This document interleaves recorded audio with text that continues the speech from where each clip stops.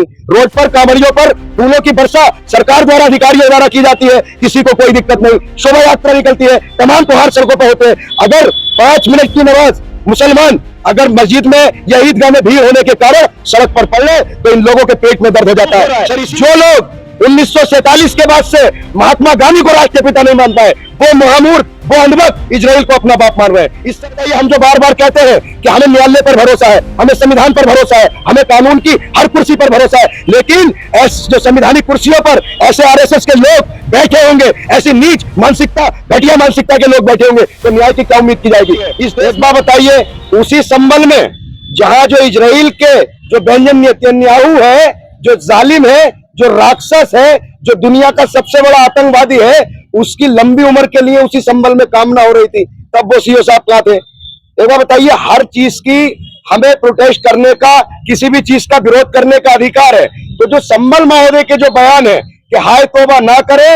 और ईरान चले जाएं, तो मैं आपके चैनल के माध्यम से उन सीओ साहब से कहना चाहता हूं, सीओ साहब, बहुत से प्लेन इजराइल के तेल अवीव में भी जा रहे हैं, आप बैठकर क्यों नहीं चले जाते।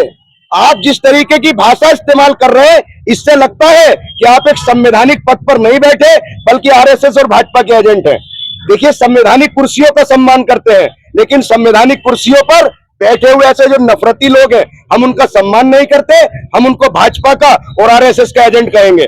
देखिए, सिर्फ प्रमोशन चाहते हैं। इससे पहले भी रमजानों में एक सीओ संबल के ही थे, वो कंट्रोवर्सी पैदा करी थी, बहुत ज्यादा उत्पात मचाया था, उसके बाद प्रमोशन होकर वो एसीपी बन गए फिरोजाबाद के।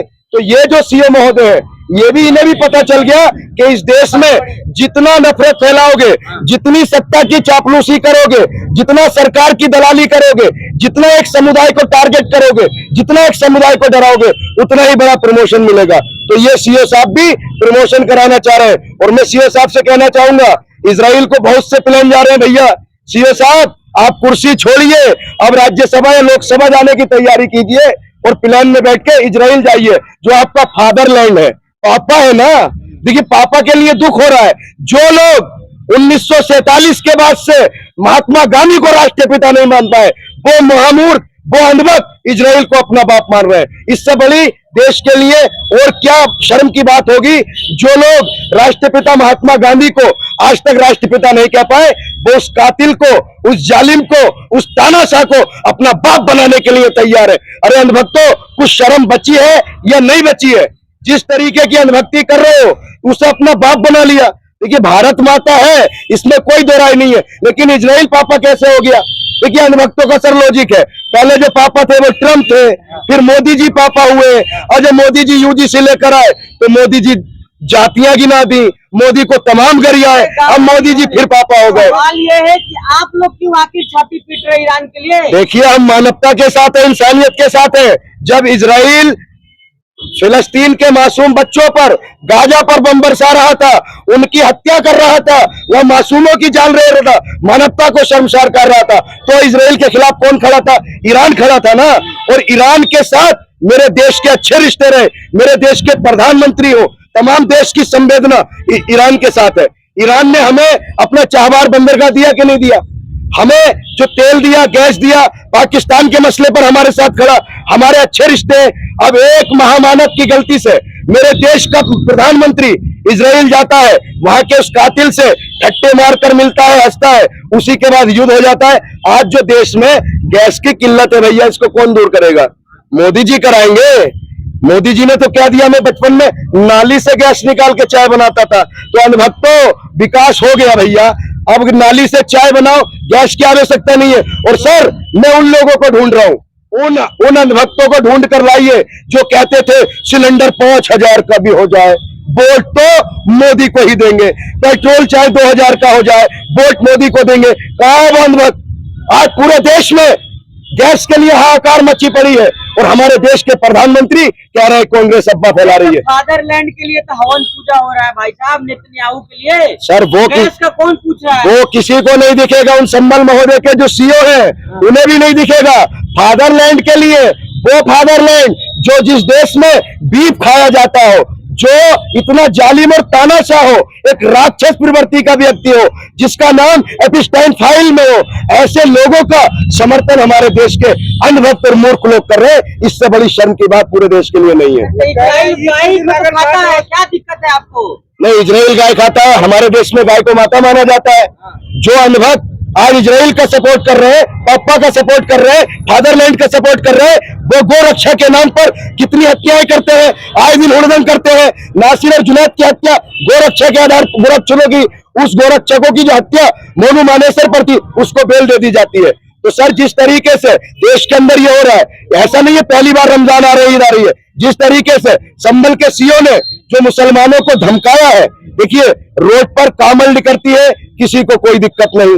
रोड पर कांवड़ियों पर फूलों की वर्षा सरकार द्वारा अधिकारियों द्वारा की जाती है, किसी को कोई दिक्कत नहीं। शोभा यात्रा निकलती है, तमाम त्योहार सड़कों पर होते हैं।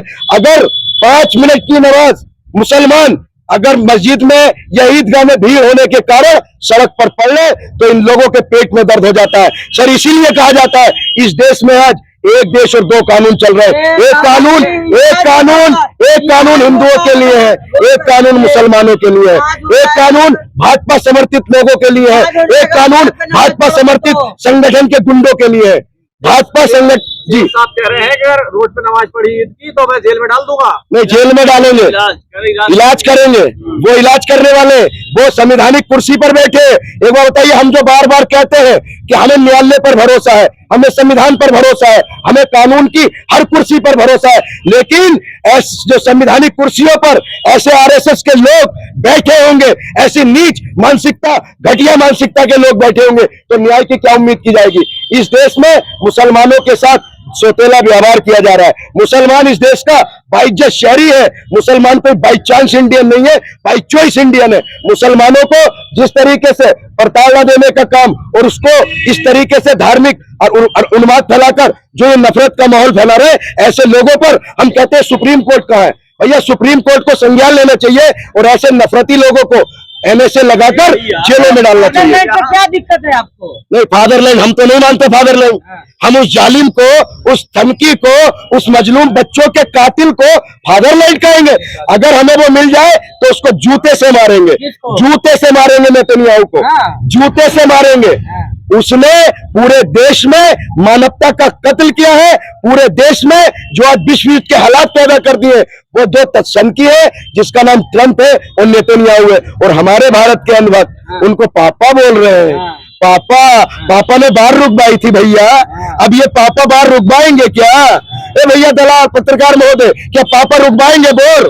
पापा ने बोर रुकवाई थी, क्या रुकवाएंगे पापा? पापा फोन करे, भैया ट्रंप और नेतन्याहू बोर रोक दो, लेकिन पापा तो खुद भैया घुटने टेक जाते हैं। देख रहे था, फोन कर दिया एक बार जयशंकर। अरे इससे अच्छा विकास क्या चाहिए भैया? तेल दे रहा है रूस, फोन कर रहे ट्रंप पापा, ले रहे महामानव जश्न अनुभक्तों में, और उसको मास्टर स्ट्रोक बता रही है देश की गोदी मीडिया। देश की गोदी मीडिया कह रही है मास्टर स्ट्रोक। महंगाई गोदी मीडिया को दिखाई नहीं देती। तो ये लोग देश को नफरत के आधार पर और धर्म के आधार पर बांटना चाहते हैं।